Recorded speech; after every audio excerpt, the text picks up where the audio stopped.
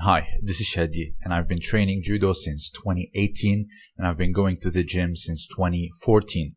And as you can see, I've had my good days and bad days in practice. So in the last 4 years that I've been training judo, I've noticed a lot of considerable changes in my physique, and it is not a coincidence. This is something that's been happening everywhere. So as you can see on the left, I was very lean back in 2019, but the last two pictures from the left to right, you can see that there is significant growth, particularly in the shoulders and chest.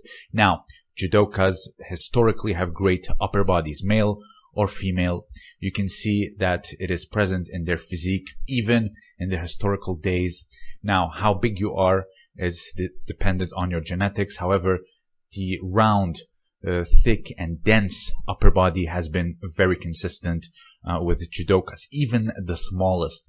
Here you can see Kyuzo Mifune on the left, a very small man, but yet very impressive upper body with the pulling and the pushing. So very similar to like your gymnasts' biceps, which is very unique to their sport, and of course your swimmers' back.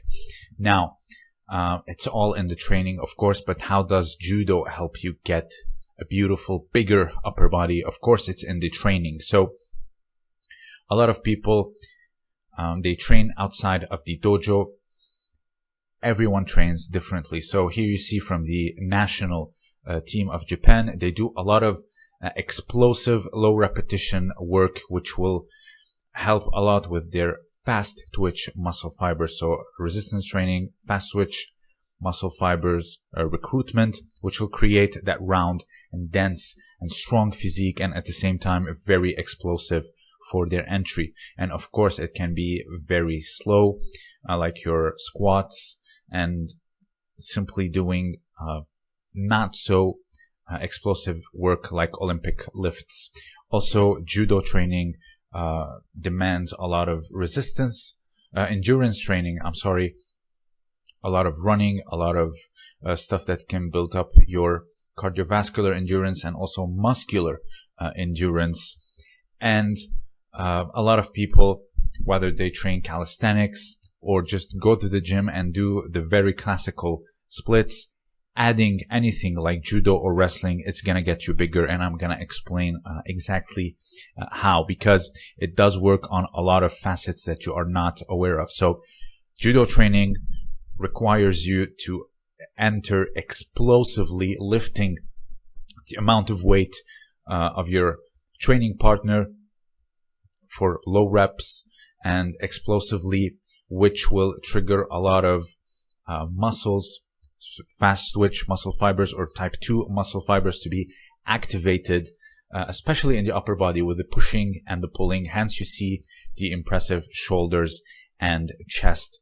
Also the gripping strength that comes from doing a lot of randori, and also a lot of dojos, they take their students and make them work these types of exercises, which will also result in great muscle mass. So you've seen these band uchikomis, these drills that are being done particularly for judo, and that will also recruit a lot of the muscle fibers that I mentioned in the upper bodies. Also, the endless rounds of randori, you have all these grips that you are trying to maintain. You have all these attempts at throwing someone with explosive entries and sheer repetitions. But not only that, there's also a lot of cardio involved. So there is a lot of endurance, but at the same time, there is a lot of explosive training. So what we are dealing with here is that you are training all types of muscle fibers in your body. So with these endless repetitions, you are training the fast twitch muscles, as I mentioned. But with the endurance training, whether you're going running in order for your cardio to get better in randori, or just simply doing randori, you are also training your slow twitch muscles, which are very resistant to fatigue, but they do not grow as much as the fast twitch. Now, I'm sure you've heard of the analogy of the sprinter physique and also the runner physique. One is highly dependent on the slow twitch muscle fibers, the endurance runner, because they're very resistant to fatigue, while the other one has very impressive lifts in the gym. If you see them leg pressing and squatting, and also it's very outburst types of runs and very explosive, but very brief.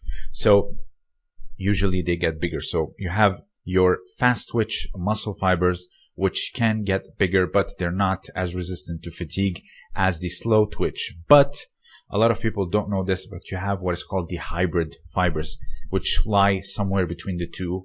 But depending on your type of activity, they will grow and adapt to your activity. So they can act more of fast twitch and get actually bigger. So I'm sure everyone heard of the post randori pump or felt the post randori pump, where you feel yourself absolutely big and all round. And here it is documented in this 1920 book. It's talking about Mr. Hanakiri, how after training his muscles and body looks absolutely beautiful. So there is a lot of endurance in judo, and at the same time there is a lot of explosiveness, which will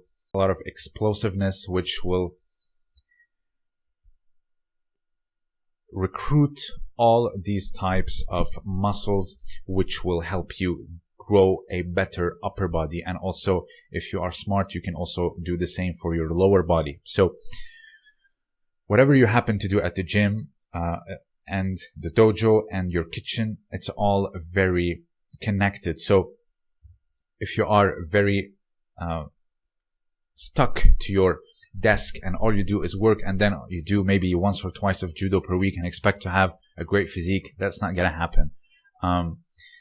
So what I'm trying to say is, make sure your diet is dialed in, and make sure your training outside of the dojo is also dialed in, whatever it may be, whether it is powerlifting, calisthenics, Olympic lifting, whatever it may be.